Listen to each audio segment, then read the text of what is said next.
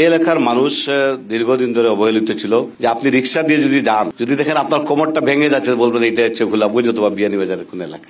মানুষ কিছুর জন্য আসে না, শুধু তাদের ডেভেলপমেন্ট, উন্নয়ন এবং রাস্তাঘাটের জন্যই বেশি যোগাযোগ করে। গোলাপগঞ্জে অনেক বড় কমিউনিটি আছে যারা এমনও আছে এই দেশ চালাতে পারবে তারা এই তাদের তহবিল দিয়ে। এখান থেকে যে যোগাযোগ ব্যবস্থা খারাপ, যার জন্য বড় বড় গাড়িগুলো আসতে পারে না, সুতরাং এই রাস্তাটাও বন্ধ করার চেষ্টা করা হয়েছিল। জনাব ইমরান আহমেদ, আপনাকে দিয়ে শুরু করি যে আপনার আসনে আমরা যেই দুরবস্থার কথা শুনলাম, সেখানকার রাস্তাঘাট বিশেষ করে সেটা মানে অবর্ণনীয় দুর্ভোগ। সেখানে আপনার যে আসন থেকে আপনি প্রতিদ্বন্দ্বিতা করবেন, সেখানকার বিপুল সংখ্যক মানুষ যারা আসলে আমেরিকাতে থাকে, ইংল্যান্ডে থাকে, তো তাদের যে না পাওয়ার কষ্ট, আমরা যেসব প্রশ্ন পেয়েছি তাতে তাদের আসলে অনেক বঞ্চনার কথা আমরা শুনতে পাই। এই অবস্থা কেন? এতদিন সিলেটে কেন তাদের একটা স্টেবল জায়গায় আপনারা নিতে পারেন নাই? ধন্যবাদ। সিলেট আসলে আপনি জানেন যে হযরত শাহজালাল শাহফরানের পুণ্যভূমি এবং হিন্দু ধর্মাবলম্বী যাদের শ্রী চৈতন্যদেব তাদেরও তাদের তীর্থস্থান হিসাবে আমার এলাকা গোলাপগঞ্জের ঢাকা দক্ষিণে অবস্থিত। এই এলাকার মানুষ দীর্ঘদিন ধরে অবহেলিত ছিল। বিগত সময় সাইফুর রহমান সাহেব যখন অর্থমন্ত্রী ছিলেন, এলাকার অনেক ডেভেলপমেন্ট করেছেন। পরবর্তীতে আর সেইগুলো থমকে গেছে, যার জন্য আমাদের সিলেটের যোগাযোগ ব্যবস্থা অত্যন্ত খারাপ। আপনার বিমানের অবস্থা, রেলের অবস্থা খারাপ। আপনি আমার এলাকার যে কথাটুকু বলছেন, আমার এলাকা প্রবাসী অধ্যুষিত একটা এলাকা।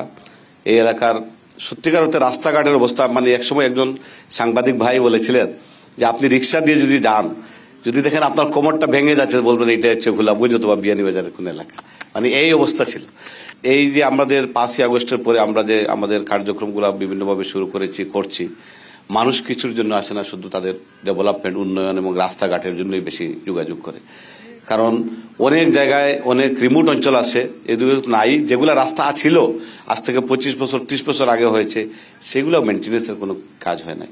এটা করুণ অবস্থা, এটা এক কথায় একটা করুণ অবস্থা। আমাদের এই এলাকাটা অত্যন্ত, অথচ আমরা ঐতিহ্য, কিন্তু আমাদের গোলাপগঞ্জ এবং বিয়ানীবাজারের ঐতিহ্য আপনি জানেন যে প্রবাসে আমেরিকা এবং ইংল্যান্ডে আমাদের বিয়ানীবাজার গোলাপগঞ্জে অনেক বড় কমিউনিটি আছে যারা এমনও আছে এই দেশ চালাতে পারবে তারা এই তাদের তহবিল দিয়ে, কিন্তু আমরা সেগুলাকে কাজে লাগাতে পারছি না। আমরা আগের যারা জনপ্রতিনিধিরা ছিলেন বিভিন্নভাবে, আসলে আগে তো বিনা ভোটের সরকার ছিল, যারা এইভাবে মানুষের যে ভোটের প্রয়োজন ছিল বা মানুষের যে কাজের প্রয়োজন ছিল সেটা তারা আমার মনে তারা বিশ্বাসও করতেন না, যার জন্য আমরা অবহেলিত রয়ে গেছি।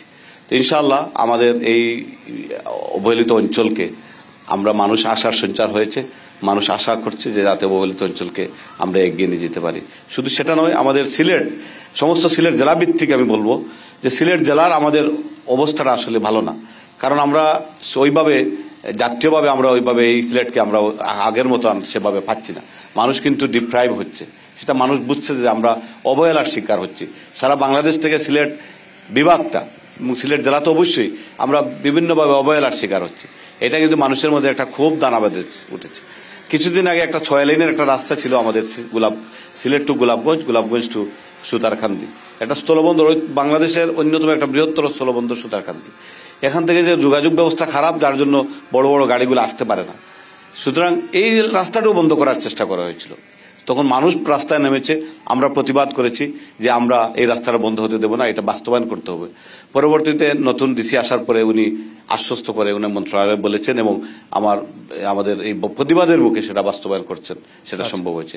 আমাদের এলাকায় গ্যাসের ব্যাপার, সিলেট, গোলাপগঞ্জ এবং বিয়ানীবাজার, এই গ্যাসটা কিন্তু মূলত গোলাপগঞ্জ এবং বিয়ানীবাজারের কৈলাস টিলা গ্যাস থেকে বাংলাদেশের অন্যান্য অঞ্চলে যায়।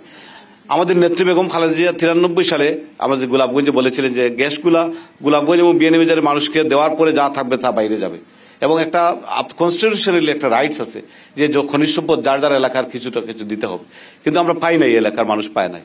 এটা মানুষের মধ্যে অত্যন্ত ক্ষোভের ব্যাপার।